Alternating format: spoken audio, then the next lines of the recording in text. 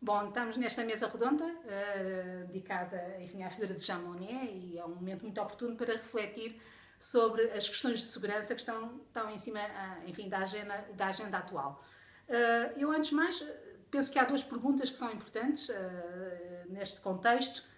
e do tema que, no fundo, nos traz aqui a esta mesa redonda, que é, por um lado, de que forma a Rússia tem percebido a evolução dos acontecimentos no contexto europeu, e especificamente da União Europeia, mas também quais os efeitos do comportamento russo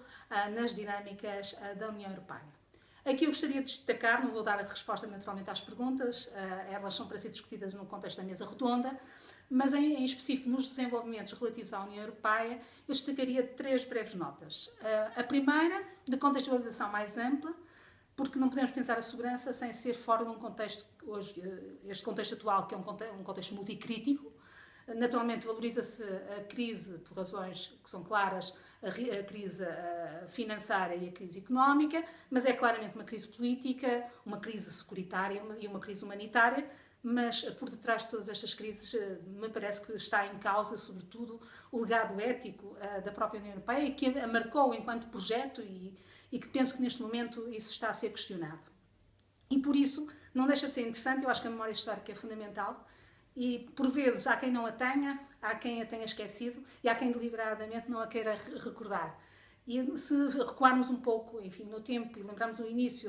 enfim, a gênese deste processo, lembrarmos-emos que o objetivo foi claramente securitário à data, que era prevenir a guerra, não é? O que hoje nós designaríamos de prevenção de conflitos, e portanto era um racional securitário, mas os meios eram não securitários. E é muito interessante nós hoje, no palco multicrítico, percebemos que há uma inversão, enfim, deste processo ao valorizar mecanismos securitários para responder a crises não securitárias. E, portanto, eu acho que isto nos deve,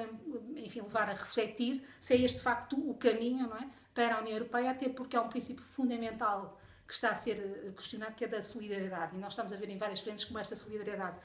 enfim, está, de facto, fragilizada, e isso faz parte, enfim, desse acervo fundamental, desse acervo ético. Um segundo ponto tem a ver com o facto da União Europeia ser um ator único,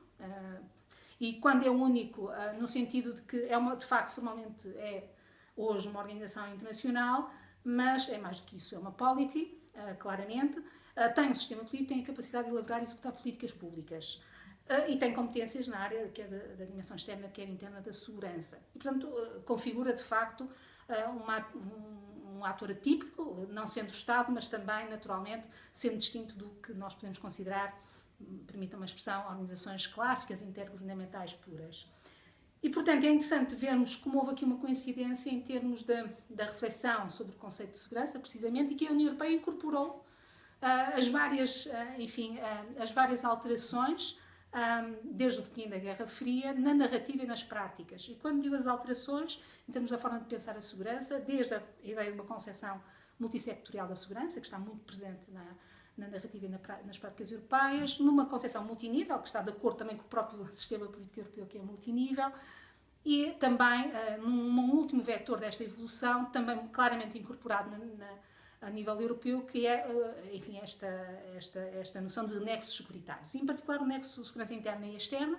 mas também outros, como segurança pública e segurança privada, também é uma agenda muito relevante, até porque a Comissão está claramente a promover uma dimensão muito privada da segurança, e antes mais e particularmente na dimensão interna. Mas eu gostaria aqui só de deixar nota sobre o nexo de segurança interna e externa, que é justificado, antes de mais, pela natureza das ameaças, mas há aqui um racional, não só securitário, mais segurança, mas também político de mais actorness. E patrocinado quer pela Comissão, como eu referi há pouco, mas também, naturalmente, pelas outras instituições e, em particular, o Conselho.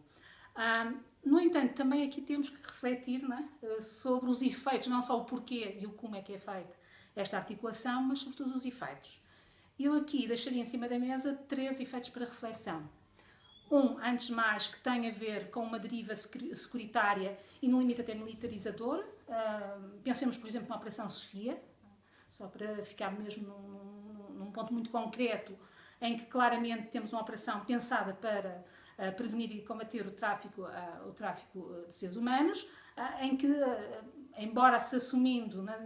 uma dimensão humanitária, essa não é com certeza a sua primeira preocupação, nem o seu mandato está para aí orientado diretamente. Não é? E, portanto, também é interessante, mais uma vez, perante uma crise, enfim, não securitária, uma crise que tem a ver com mobilidades humanas, de pessoas em situação crítica, em situação de perseguição, a resposta, enfim, ter um desses instrumentos. E, portanto, isso é uma das questões que vale a pena refletirmos sobre ela. Um segundo efeito que convém também considerar tem a ver com, enfim, uma consequência que pode advir, e tem-se verificado, não só que se prende com o reerguer de fronteiras físicas, mas penso que mais preocupante que as fronteiras físicas, porque são tangíveis e podem ser derrubadas, mais difícil de derrubar são as fronteiras intangíveis, e concretamente as soft borders, e isto é muito claro até nesta tendência, só para precisar num ponto, de tendências mais radicais e populistas que temos assistido com muita preocupação, e que mais uma vez põem em causa o tal legado normativo, ético do próprio espaço europeu e que tem claramente relações diretas com as questões de segurança. E um terceiro efeito que também penso que valeria a pena enfim, observar com atenção tem a ver com isso, no fundo até que ponto esta evolução põe em causa a tal dita ou designada potência normativa. Porque a partir do momento que a União Europeia se esquece ou compromete ou possa comprometer